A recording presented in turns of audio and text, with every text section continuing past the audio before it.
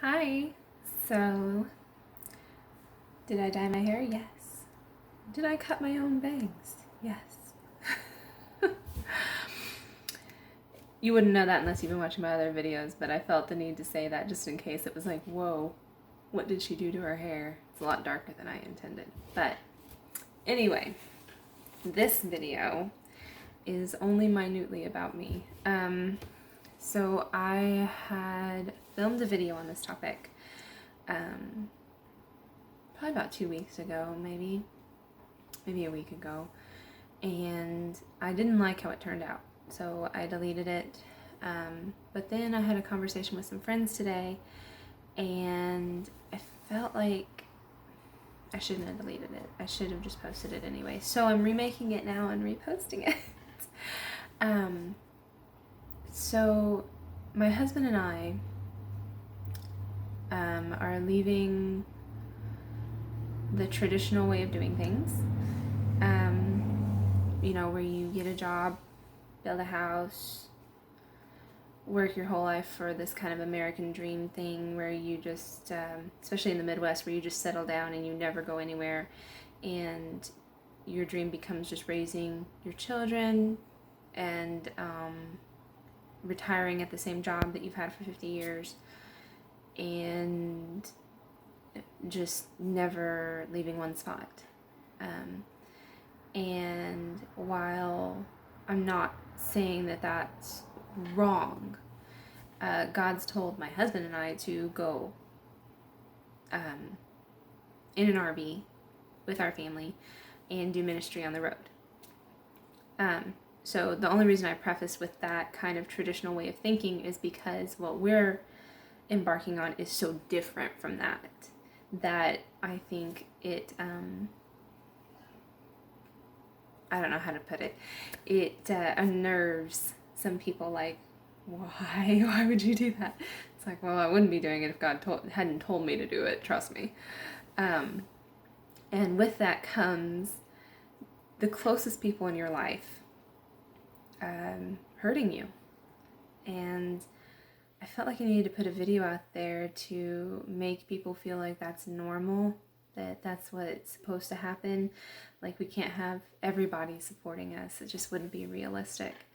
And to kind of bring some comfort and encouragement, And so first I'm going to start out reading some Bible verses that I think apply to this kind of situation, because what's going on in my situation is that my mother is very much against what we're doing and does not, is just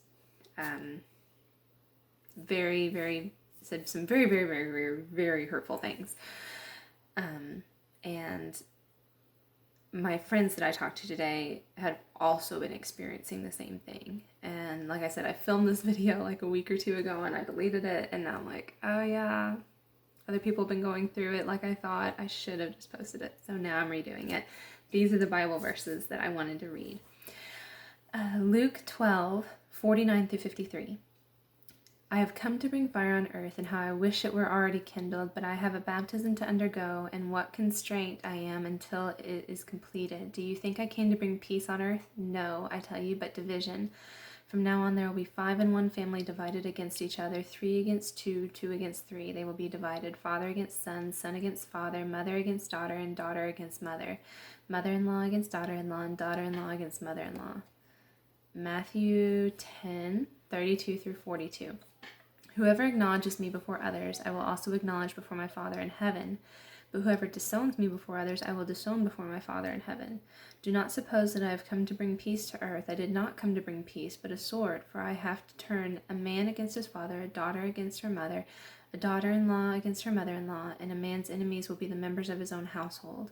For anyone who loves their father and mother more than me is not worthy of me. Anyone who loves their son or daughter more than me is not worthy of me. Whoever does not take up their cross and follow me is not worthy of me.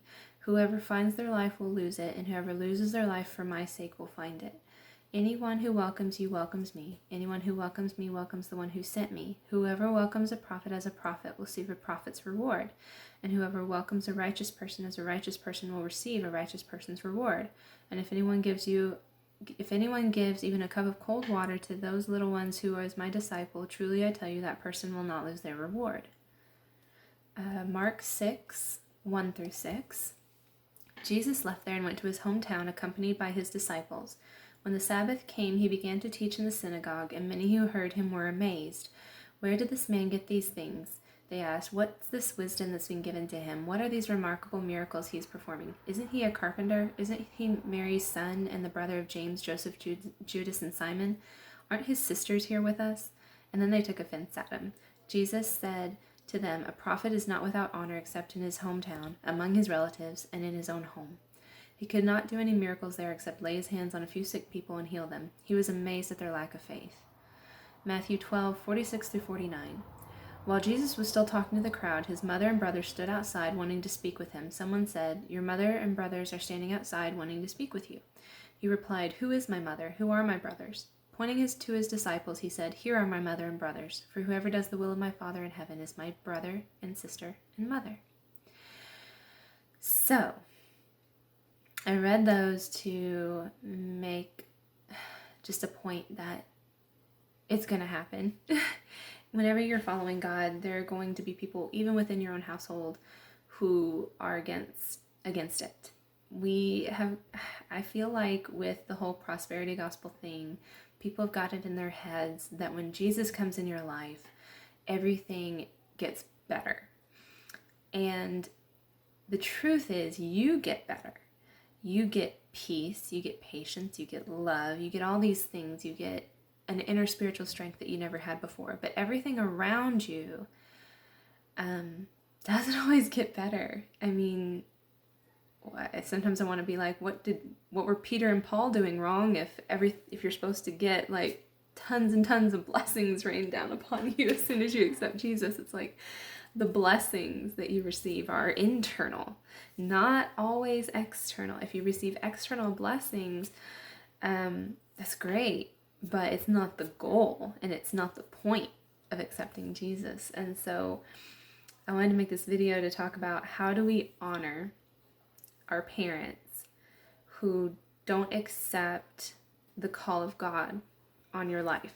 Maybe they're saved, but they're protective because they're your parents. Or maybe they're not saved and they just don't know Jesus. So it's like how the Bible says to honor my parents, but they are being very hateful and hurtful. What do I do? Okay, so 3 tips. 1, pray for them. That is the greatest way you can honor somebody. Not pray, Lord, like, just don't pray mean things. Pray for God to encounter them the way he's encountered you and the people you know. Just like pray for their salvation if they're not saved. Praying for them just to bless them. That would be a great way to honor them. The second thing would be to try and not talk badly about them to people around, right? Like, it's one thing if you have somebody close to you that you want to pray with you, like a sister or brother in arms in Christ, who you're like, hey, my mother said this, and this, and I need somebody to pray with me. But if you just go around telling everybody, my mom's just like this hateful person, and you can't believe what she said, and blah, blah, blah, just talking bad about them to everybody and stuff like that. No, that's not honoring. You can't do that. That's not honor. And the third thing would be to not abandon the call of God on your life. Because I know in my own situation, what would fix the comments, the hurt, the attacks coming against me would be to abandon the call of God on my life and do that where you stay in one place and never move and retire with the same job you've had for 50 years and raise your kids in a good school and nothing out of the ordinary. But that would be disobedient to God and therefore not honoring my parents, because all the hard work my parents put in me, the greatest way I can honor them is by obeying God.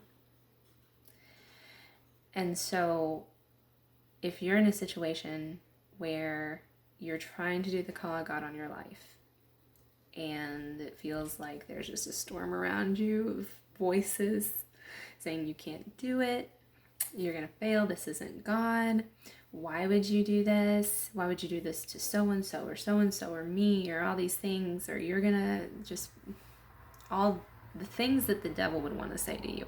And he's using the people you love to kind of channel it through them, and they don't even realize it.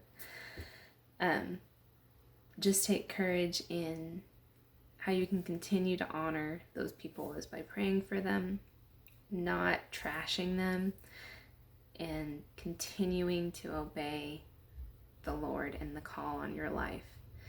I'm not saying that you have to sit there and take abuse. I'm trying to show how you can still honor somebody without just taking constant abuse. Because there comes to a point where, I had a dream where in the dream I had this big giant man in the dream, which I'm assuming was an angel, come lay hands on me in the dream and began prophesying over me that I would be looking out for people, like mothering them, and that it was time for me to go. And in the dream, my own mother was in the dream, and I felt like he was giving me permission to just be like, well, it's not fixed, but I still have permission to go do what God's called me to do. I don't have to fix it before I go. It might actually be fixed by going. Something could break loose spiritually. You never know. So, anyway, I hope that helps somebody.